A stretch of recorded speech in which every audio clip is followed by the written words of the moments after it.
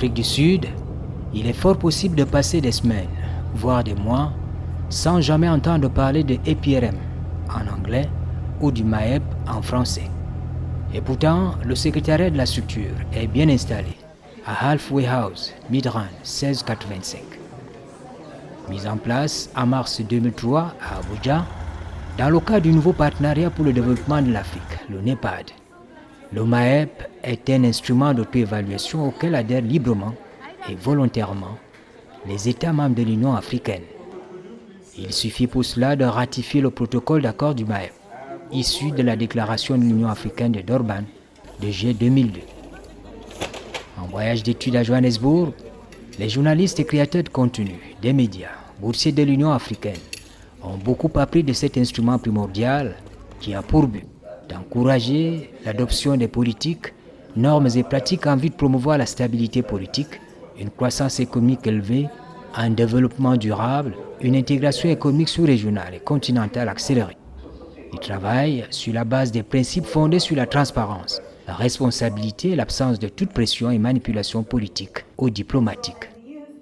À dessein, on présente le MAEP ou EPRM comme le bébé du NEPAD. I would say EPRM emerged out of NEPAD. So in 2001, when NEPAD was formally agreed by heads of state, je dirais que EPRM est la fille du NEPAD. En 2001, lorsque le Népal a été formellement créé par les chefs d'État et gouvernement de l'OUA en Zambie comme un programme de développement. Mais très vite, on s'est rendu compte qu'on ne pouvait pas atteindre une croissance durable dans le développement sans mettre l'accent sur la démocratie et la bonne gouvernance. Donc, EPRM fait partie du programme de notre organisation continentale à travers l'adoption de la déclaration de la démocratie et de la bonne gouvernance. C'est une entité qui naît du Népal en tant que programme de l'Union. So it's a program that emerged out of, is an entity that emerged out of NEPAD as a program of the Union. L'objectif de EPRM ou MAEP, Mécanisme africain d'évaluation par les pairs, peut être atteint par le partage d'expériences, le renforcement des meilleures pratiques qui ont fait leurs preuves, l'identification des insuffisances et l'évaluation des besoins pour améliorer les capacités. Cet instrument est au cœur même de la vision 2063 de l'Union africaine. Agenda 2063 has 7 aspirations. So our contribution is on aspiration 3 and 4. Sur l'agenda 2063 de l'Union africaine, nous avons les points 3 et 4 qui nous intéressent, à savoir la promotion de la bonne gouvernance, le respect de l'état de droit, la paix et la sécurité. Il faut une Afrique apaisée et sécurisée.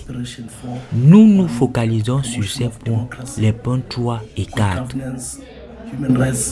And the rule of law. So we promote Agenda 2063, focusing on these 3 aspirations, aspiration 3 and 4 of Agenda 2063. Le processus du MAEP se propose d'évaluer les plus grands problèmes nationaux, identifier les actions requises et de demander aux pays évalués de s'engager à régler ces problèmes. Au centre de tout, le programme d'appui à la gouvernance. It's a new initiative that is based on the African Union Heads of State and Governments, which took place in 2019 after the adoption of the report. C'est une nouvelle initiative née de la volonté politique des chefs d'État et de gouvernement de l'Union africaine en 2019.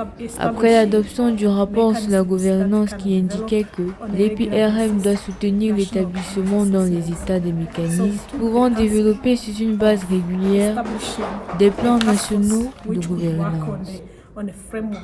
Donc, le programme d'appui à la gouvernance du MAEP garantit la mise en œuvre par les États participants à l'EPRM ayant fait l'objet d'une évaluation par les pairs, des recommandations de leurs plans d'action nationaux émanant du processus d'évaluation. Évaluer les indicateurs clés de gouvernance signifie que nous mesurons aussi la performance d'un certain nombre d'institutions dans le pays. Ce qui est intéressant ici, c'est que tout est entre les mains des États membres au nom de l'EPRM. Dans notre mandat, l'Union africaine nous demande de soutenir les 55 États membres à travers le continent. C'est donc un programme que nous avons lancé depuis 2020. Nous allons à travers le continent pour mobiliser les gouvernements, s'assurer qu'ils renforcent les structures nationales de l'EPRM, les encourager à travailler avec les institutions nationales déjà existantes, enfin s'assurer que tout au moins tous les 2 ans, ils peuvent élaborer des rapports nationaux de gouvernance basés sur les indicateurs clés de gouvernance. They can develop national governance reports, which is based on 7 key indicators. La crise sociopolitique au Cameroun est bien connue dans ce milieu, le Cameroun ayant manifesté dès les premières heures son intention d'adhérer à cette initiative. Pour le Cameroun et pour bien d'autres pays, on établit tout de suite la nuance. À l'Union africaine, nous n'utilisons pas le mot crise, nous parlons de situation. Donc on a un nombre de situations sur le continent, y compris celle que vous évoquez, celle du Cameroun.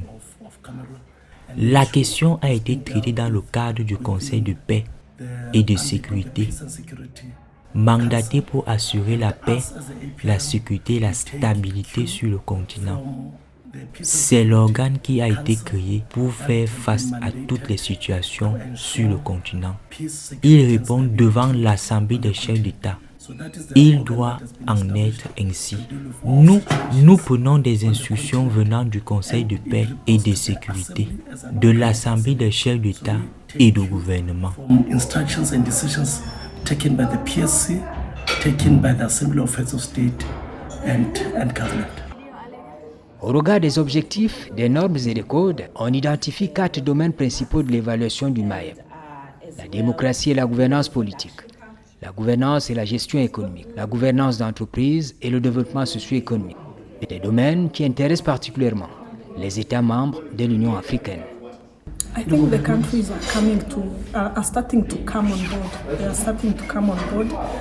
Je pense que les pays commencent à épouser le concept. Je vous donne l'exemple. Lorsque nous avons lancé le programme, le premier pays qui s'est engagé, c'est le Kenya. Il a terminé son premier rapport national et il s'est également engagé à produire un autre important l'année qui suivait, c'est-à-dire 2020.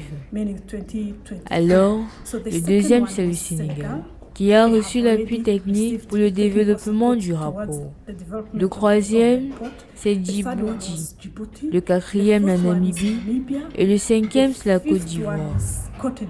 Donc, nous voyons qu'il y a un enthousiasme à adhérer au programme parce qu'il cible vraiment les capacités de gouvernance à l'échelle nationale. Et parce que l'Afrique a cette force, nous devons vraiment combler le cap de manière à ce que l'Afrique ait des propres données sur la question de gouvernance adaptées à son contexte.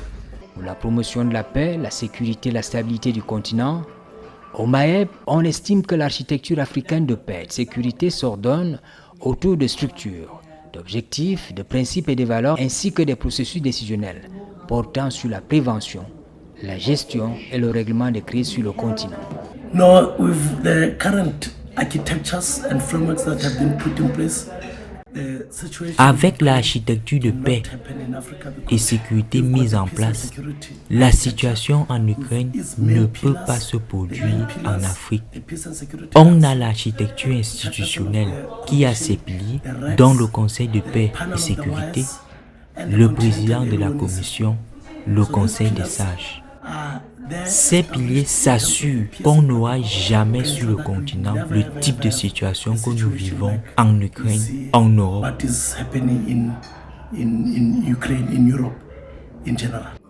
L'interaction entre les diverses structures garantit une certaine stabilité, la promotion des pratiques démocratiques, de la bonne gouvernance et du respect des droits de l'homme.